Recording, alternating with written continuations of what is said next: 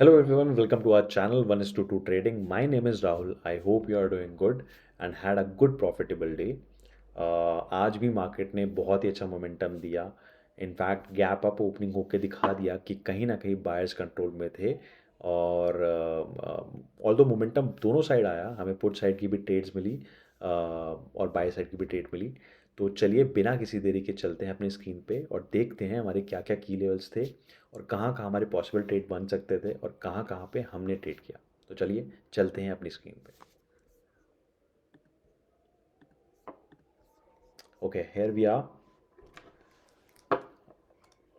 यहाँ से market open हुई. This was our first candle, Nifty future की कैंडल थी.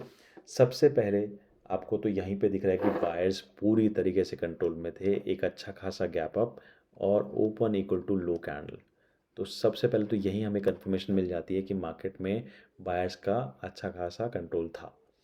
अब हमारी जो ट्रेड हुई, सबसे पहले जब मेरे को पता चल गया कि यहाँ पे अच्छा खासा गैप अप ओपनिंग होने वाली है, तो मैंने अपने ऊपर के जितने भी रेजिस्टेंस लेवल थे वो सारे ड्रॉ करने स्टार्ट कर दिए. और वो कहीं कैसे भी नहीं किया, वो मैक्सिमम बड़े टाइम फ्रेम में जाके 30 मिनट्स 1 आवर के टाइम फ्रेम में जाके जहाँ जहाँ मैक्सिमम टच पॉइंट्स मुझे दिख रहे थे, जो की लेवल टच पॉइंट्स मुझे दिख रहे थे सपोर्ट रेजिस्टेंस के, उनको मैंने वहाँ पे मैंने लेवल मार्किंग करनी स्टार्ट कर दी. एंड ये वो ही लेवल्स हैं.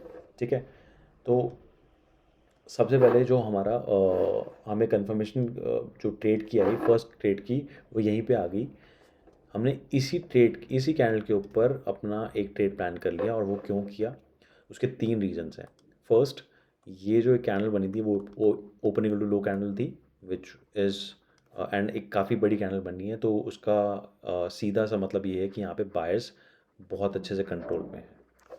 सेकंड जो था, ये की लेवल जो मैंने पुराने 30 मिनट्स या 1 आवर के टाइम फ्रेम के हिसाब से ये जोन ड्रॉ करी थी, इस जोन का ब्रेकआउट हो गया. ठीक है. थर्ड, ये पर्टिकुलर लेवल पुराने दिन का हाई भी है, which is P D H.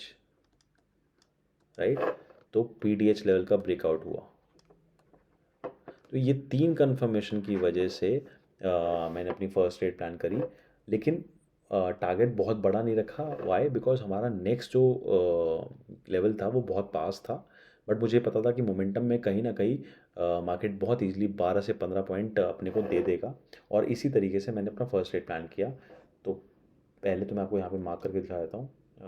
This was our first trade. जैसे ही कैंडल की क्लोजिंग हुई, मैंने छोटे एसल के साथ यहाँ पे अपना एक ट्रेड प्लान कर लिया.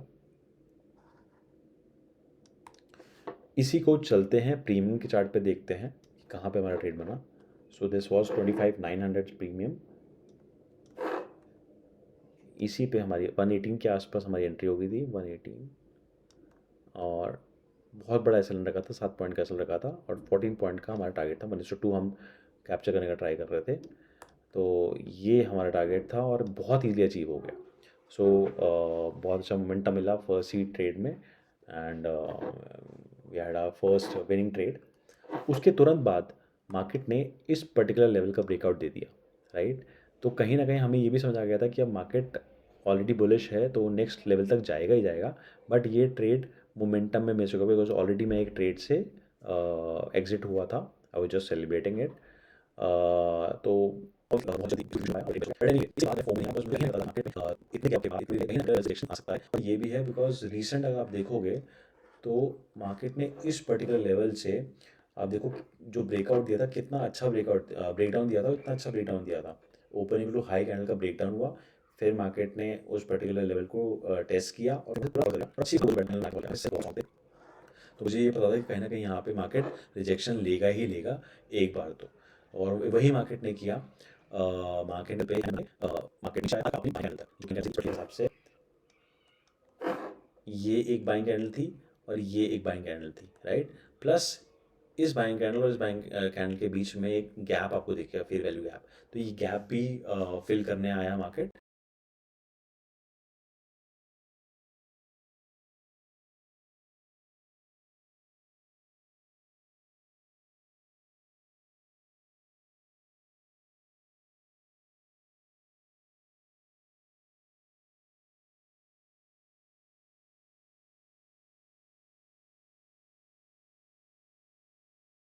और फिल करने के बाद तुरंत उसने एक बुलिश कैंडल बनाई और फिर ऊपर की ओर जाने लगा, बट ऑब्वियसली ऊपर इतना नहीं जा सकता था बिकॉज रिसेंट यहाँ पे भी सेलिंग हुई थी, तो इतना ईजिली नहीं था उस लेवल को ब्रेक करना। उसके बाद आप देखोगे फिर मार्केट जब नीचे आया फिर उसी लेवल का ब्रेकडाउन दिया, लेकिन वो ब्रेकडाउन देने पहले तो ब्रेकडाउन दिया लेकिन वो ब्रेकडाउन फेल हो गया। उसके बाद दोबारा ब्रेकडाउन दिया, पहले फेक ब्रेकडाउन दिया फिर ब्रेकडाउन दिया और वो ब्रेकडाउन फेल हो गया। और वो ब्रेकडाउन जो फेल हुआ वो एक अच्छी खासी बुलिश इनगल्फिंग कैंडल से फेल हुआ, विच मीन्स कि यहाँ पे बायर्स अभी भी स्ट्रॉन्ग है। तो मेरी सेकंड जो ट्रेड बनी बाइंग साइड की वो इसी कैंडल को देख के बनी, और मेरा टारगेट यहाँ पे नेक्स्ट लेवल था या फिर लास्ट सेलिंग कैंडल था। तो मेरी लास्ट सेलिंग कैंडल थी ये कैंडल, एक शूटिंग स्टार जो एक की लेवल पे बनी थी। तो कहीं ना कहीं मार्केट इसकी लिक्विडिटी लेने ज़रूर जाता, और यही मेरा टारगेट था और यही मेरी सेकंड ट्रेड की प्लानिंग हुई। सो मैं आपको दिखाता हूँ। ओके, जब ये कैंडल बनी तो इस कैंडल पे नहीं हुई थी, इसके हाई पे नहीं हुई थी, कहीं ना कहीं इसी के लो पे मैंने एंट्री बना ली थी। तो क्योंकि मैं कहीं ना कहीं श्योर था कि मार्केट यहाँ से एक थोड़ा सा रिजेक्शन लेके मतलब थोड़ा रिटेस्ट करने आएगा कैंडल को और उसके बाद अपनी एंट्री देगा, तो मेरी एंट्री यहाँ पे कहीं हो गई थी और मैं ट्रेड को प्लान करता इसी पर्टिकुलर लेवल के लिए। अब यही चीज़ मैं आपको दिखाता हूँ प्रीमियम के चार्ट पे। अगेन मैंने वही 25,900 का प्रीमियम खोला हुआ था बिकॉज वही in the money at the money चल रहा था उस टाइम पे। सो मेरी यहाँ पे एंट्री हुई थी 23 के आसपास, 123 राइट। तो ये मेरी एंट्री थी और यहाँ पे भी मैंने last buying candle last selling candle के हिसाब से अपने वो रखा, अपना टारगेट रखा। तो हमारी लास्ट सेलिंग कैंडल अब एग्जैक्टली यहाँ पे पता नहीं चला लास्ट सेलिंग कैंडल कौन सी है, बट आप एक जोन मार्क करके चल सकते हो। तो मैंने यहाँ पे एक जोन मार्क कर दी थी ये वाली, जहाँ पे आपको दिख रहा होगी मार्केट ने रेजिस्टेंस सपोर्ट बहुत बार लिया है कैंडल्स में। तो यही मेरी एंट्री थी, यही मेरी एग्ज़िट बननी थी और यहीं पे मेरा 1:3 के आसपास का एक रिस्क टू रिवॉर्ड रेशियो बन रहा था, जो कि बहुत ही अच्छा रिस्क टू रिवॉर्ड था। वाई बिकॉज मेरी एंट्री जो थी बहुत अर्ली हो गई थी। अगर मैं एंट्री यहाँ पे यहाँ करता तो कहीं ना कहीं मैं 1:1 रिस्क टू रिवॉर्ड में निकलता।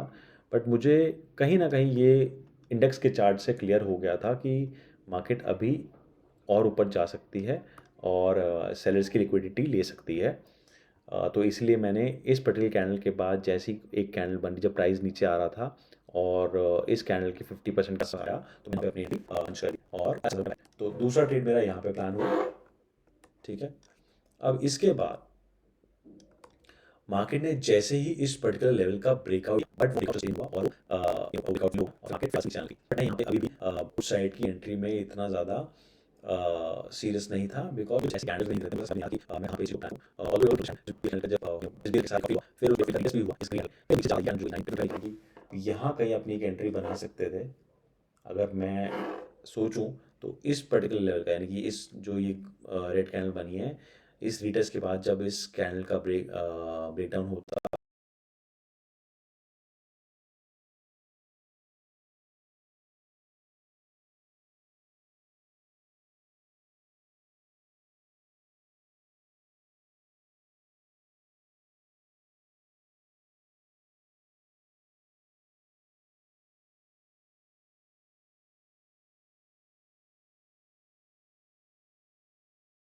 तो यहाँ पे आपकी एंट्री प्लान हो सकती थी और कहाँ तक के लिए हो सकती थी, वो हो सकती थी नेक्स्ट बाइंग कैंडल तक के लिए, लास्ट बाइंग कैंडल तक के लिए। और लास्ट बाइंग कैंडल हमारी ये थी क्योंकि बीच में आपको कोई भी बाइंग नहीं दिखी। ये डोजी कैंडल है, ये भी एक बहुत अच्छी बाइंग कैंडल नहीं है। तो एक अच्छी खासी बाइंग कैंडल यहाँ पे थी। तो अगर यहाँ पे आप अपना ट्रेड प्लान करते तो डेफिनेटली आपका टारगेट यहाँ तक के लिए होता। अब इसी को मैं चार्ट पर भी दिखा देता हूँ तो थोड़ा और क्लियर हो जाएगा। दिस इज़ 10:55 वाली कैंडल और ये हमारी बाइंग कैंडल 10:15 वाली कैंडल है।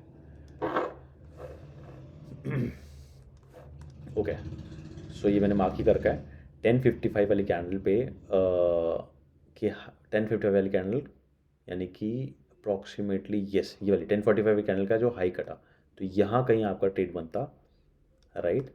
और 10-15 वाली कैंडल दिस कैंडल, तो इसकी लिक्विडिटी के पास लेने के लिए जाता या फिर इसी के आसपास। प्लस में यहाँ पे एक पिवट पॉइंट भी आपको दिख रहा है, तो बहुत ही अच्छा ट्रेड हो सकता था बिकॉज यहाँ पे एसएल बहुत ही छोटा था और जो आपका रिवॉर्ड था वो काफ़ी अच्छा था। तो 1:2.6 का रिस्क टू रिवॉर्ड रेशियो मिल रहा था पुट साइड में। तो आप देख रहे हो कि ऑल दो यहाँ पे मार्केट पूरी की पूरी बुलिश है, बहुत अच्छा मोमेंटम बुलिश का मिल रहा है, बट पुट साइड भी आपको अच्छी खासी एंट्रीज मिल रही है basis on the basis of की लेवल्स एंड कैंडल। तो ये जब कंबाइन जो कॉम्बिनेशन होता है ये आपको कहीं ना कहीं दोनों साइड का मोमेंटम दिखा देता है, चाहे मार्केट बुलिश हो या फिर चाहे मार्केट बेरिश हो, आपको मोमेंटम दोनों साइड मिल सकता है। तो ये भी आपका एक ट्रेड था। अब इसके बाद हमने यहाँ तक डिस्कस कर लिया। अब इसके बाद मार्केट ने फिर इस पर्टिकुलर लेवल को टेस्ट किया और फिर मार्केट ऊपर जाने लगा, बट एक और बियरिश कैंडल बन गई और वो इस लेवल का ब्रेक डाउन कर देती है। ठीक है, बट मैं कहीं ना कहीं श्योर था कि मार्केट पूरी तरीके से नहीं गिरेगा, क्योंकि ये एक अच्छी खासी open equal to low candle बनी हुई है और मार्केट काफ़ी टाइम से गिरते आ रहा था। तो आई एम श्योर मार्केट इतनी जल्दी तो इतना अच्छा फॉल नहीं देगा। सो मार्केट को लिक्विडिटी चाहिए होती है और प्लस में हमने कल भी डिस्कस किया था कि 1 आवर के टाइम फ्रेम पे हमें एक अच्छा खासा सपोर्ट मिला, जैसे कि जो 11 दिसंबर को मार्केट ने इस सपोर्ट से ये मार्केट कहीं ना कहीं ये था कि मार्केट इतनी इजीली तो नहीं नीचे जाएगा। प्लस आज की कैंडल को देखते हुए कहीं ना कहीं दिमाग में बार बार यही आ रहा था कि मार्केट इतनी इजीली नीचे नहीं जाएगा। और इस चीज़ की कंफर्मेशन मुझे तब हो गई जब ये मार्केट ने ब्रेकडाउन दिया और इस कैंडल के बाद ब्रेकडाउन फेल हो गया, राइट।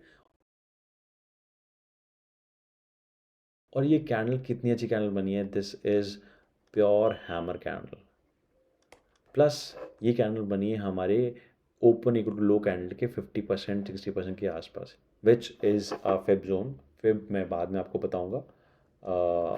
तो आपको यहाँ पे कहीं ना कहीं एक कंफर्मेशन मिल जाता है कि आपके पास यहाँ पे बायर्स अच्छे खासे मौजूद है और एक हैमर कैंडल उसको और पक्का कर देती है।